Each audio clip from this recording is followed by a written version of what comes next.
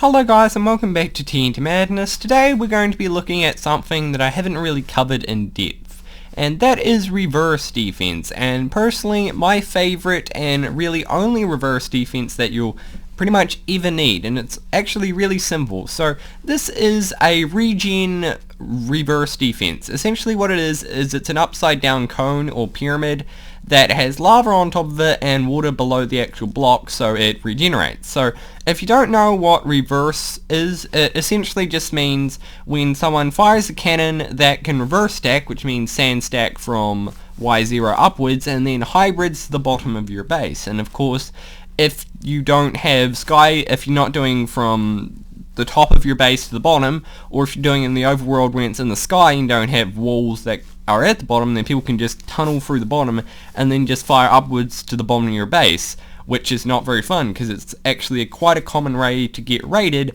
if you have any sort of half decently valuable resources. So reverse defense is not the most important thing to worry about, but if you are building even a half decent base, I would at least consider it, and most people don't, and it's just something that I feel like that people should make and that you should have, because it's a pretty simple concept to have and grasp, as something like this wouldn't take you that long to build, and even if you do have a base now, it shouldn't take that long to actually add on something like this anyway. So let's take a look at it.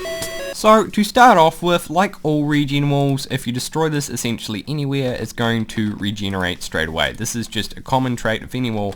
Doesn't matter where you destroy it, doesn't matter how many blocks on here you destroy it once, it's always going to regenerate straight away. So that's one strong thing about this, so they can fire as many times as they want. However, if they fire at it more than once, or if they fire at it quite directly and then they like double tap it, which, and of course they'll still only hit the lava and they probably won't damage it, but if you just had a flat reverse then, or just a flat layer, then it'd be a lot easier to get through it, as you wouldn't have to be as precise as you would with TNT.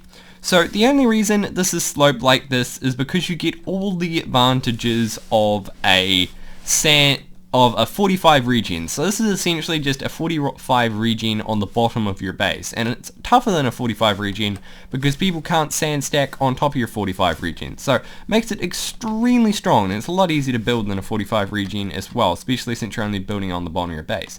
So what a 45 does essentially means whenever even if you go down the bottom here, is when you hit the side, is it will just, instead of actually being able to stack properly, the sand normally gets caught in here and the TNT could fire down here, and unless you're super precise, then it's going to be quite hard to destroy, as the sand's going to hit here, then fall, and it just means it's not quite equal, because it's going to be quite harder.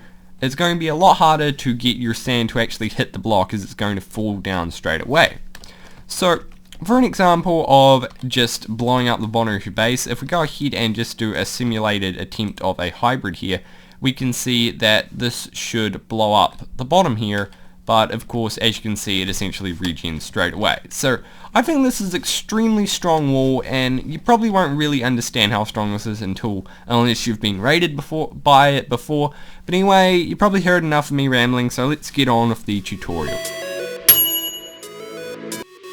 So now on to the tutorial. So what we have here is just a 8x8 area, and this is where we are going to be building our little regen defense here. So our regen reverse defense. So this is just an 8x8 area, and it's a very small area, but this is what we're going to be using for your base again. So what you're going to need for this is you're going to need some building blocks, some water, and some lava. So since this is going to be our bottom area, the first thing you want to do is you want to go beneath it. So this is not a very expensive wall. In fact, it's quite inexpensive, as you can use any blocks that you want. It can be dirt, it can be netherrack, it can be anything, and even if you are using something like netherrack that's not very dense, you can go ahead and break it afterwards, and that way it'll automatically regenerate. The only thing that you're going to have to worry about is you're going to need a little bit of lava and quite a bit of lava and quite a bit of water. You won't need that much lava as you're not placing it in every single block, but you're going to need a little bit. So the first thing you want to do is go ahead and go onto your outer block and bring it down by one block, and make sure that when you are building this, that your inside bit is a hollow area, because we're going to need every single space of that block or at least every edge, so that we can place down the lava, because if you don't do that, then it won't regenerate. So next thing you want to do after you've done that is you essentially just want to go inwards by 1 block and keep repeating the same pattern. So you're essentially building an upside down pyramid. It's quite simple, and you can do this for the biggest of bases. The thing is, for every 2 blocks that your base is wide, so let's say your base is 32 blocks wide, you're going to need at least 16 blocks of height for this to work properly.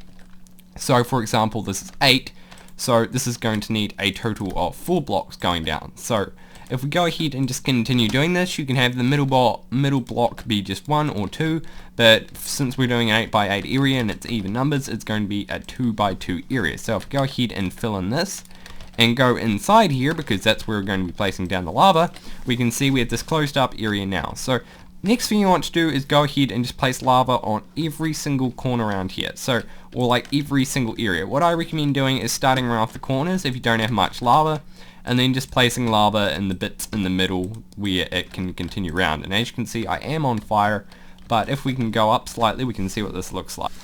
So now we have got what looks like just lava flying inwards, so all you want to make sure is that there's a lava block on top, or not a full source block, but just a lava block on top of every single block down here, or else it won't regenerate. So the next thing we have to do is place down the water, and the interesting thing about this is we have to place it all as source blocks. So no doubt you have water going down the edge of your base, but what you want to do is you want to go, of course you want to have it on the edge here, but what you want to do is you want to go ahead and place source blocks on every edge. You don't have to worry about the corners, but you do have to make sure that you have water on every single edge here, so that way it'll regenerate. And then even though this stuff down here might be covered, what you want to do is you're going to have to place down a source block on every single one of these. So in my TMFactions episode I did recently, I did this, but not for reverse defense, but for a 45 regen. But what is a good idea to do is what I'd recommend, and as we can see it's going to regenerate even though I accidentally clicked there, is that it's best to build from the bottom up, in my opinion, because that way you can float up, but it doesn't really matter which way you do it, as long as you make sure that every single block is covered as a water source block, or else you will not be able to build it properly.